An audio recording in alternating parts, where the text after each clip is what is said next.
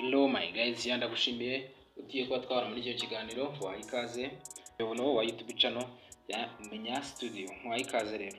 Nta kindi rero uyu munsi tugiye kuba twarebera, tugiye kureba uburyo ki tugomba kurinda account zacu zikaba zatugeraho, twabasha kuba twazirinda kuba nta muntu ushobora kuba waziba.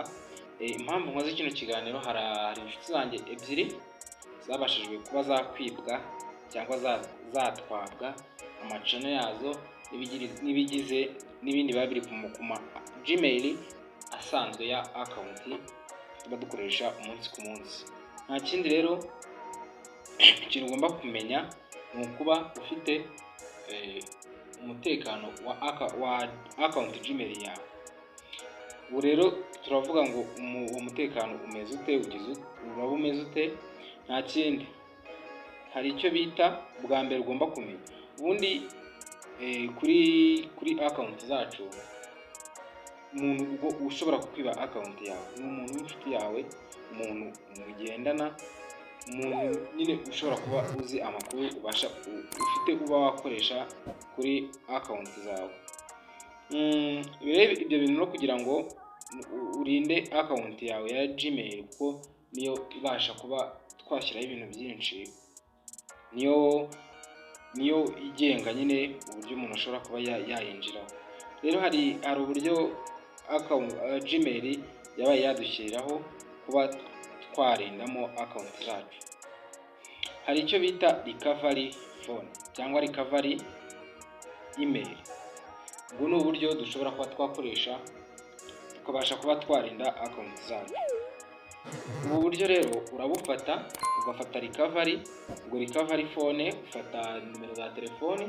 Mu gihe ugiye kuloginga kuri ya account, ndakeka uri kukumva, mu gihe ugiye kuloginga kuri ya account ya Gmail, bakaza kukohereza ako ka SMS kuri ya recovery number washyizeho.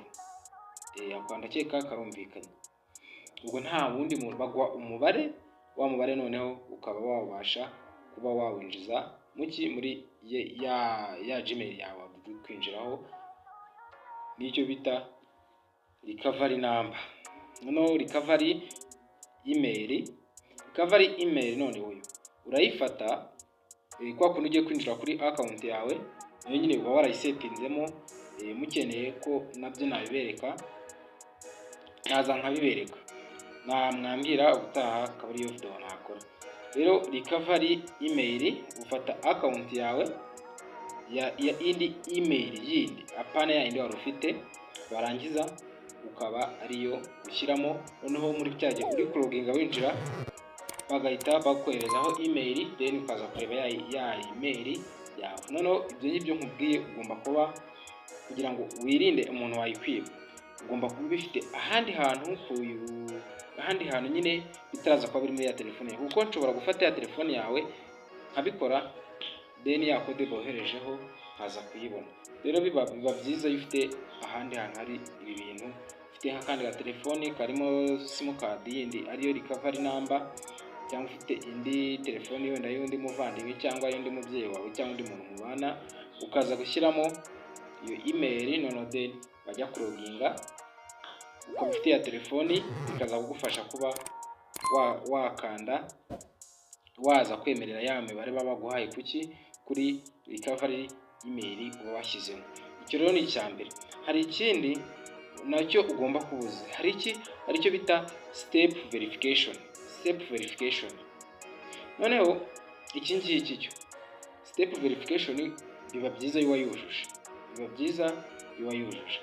Noneho step verification nayo urayifungura ukayemeza. Yo noneho igufasha iki? Noneho kwa kundi nabwo uri kuloginga, nabwo baza kukohereza aka SMS, ukaza kukemerera nako ukagakandaho. Ubwo iyo ugakanzeho, biba bibaye ngombwa ko aribwo ubasha kwinjira kuri ya Gmail account. Rero ibi bintu nibyo bigufasha. Noneho ikindi, ukajya wibuka password noneho ushyize muri telefone yawe, akaba ari password ikomeye. Ubwo ni gukubwira password nyine ushobora gukoresha, bikaza kukurinda kuba wakwibwa account yawe ya YouTube cyangwa iyo ari yo yose nyine ndi gukubwira. Ubwo nabwo nabivuze muri rusange ndi gukoresha Gmail, kuko Gmail yacu niyo iba iriho account zacu n'andi mabanga yacu dukeneye, no guhora uhindura password. Guhindura password nabyo byaba ari ngombwa, ariko ugashyiramo password noneho ikizite ikomeye. Ibyo rero nabyo byagufasha. Ikindi noneho ushobora no kureba telefoni, ukareba Gmail, email yawe iri muri telefoni zingahe. Nabyo ushobora kuba wabireba bikaza kugufasha, byagufasha nabyo kuba wabikoresha.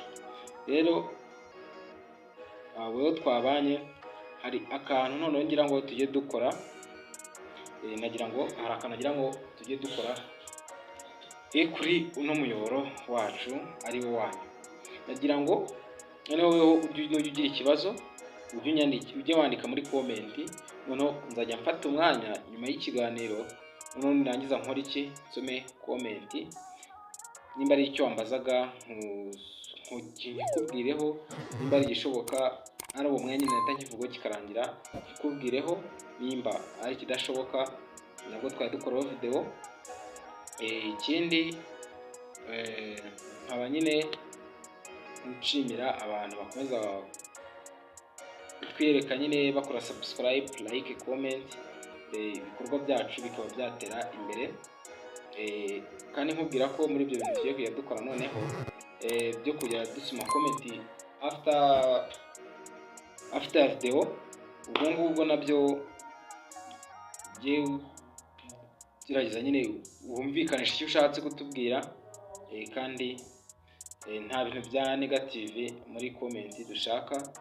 Biba byiza wagikoresha positive, kuko nibyo biba byubaka.